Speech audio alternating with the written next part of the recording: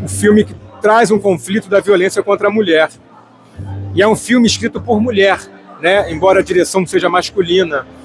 É um filme majoritariamente feminino e acho que traz uma abordagem muito sensível, muito tocante. Eu já assisti o filme, fiquei muito feliz com o resultado no geral.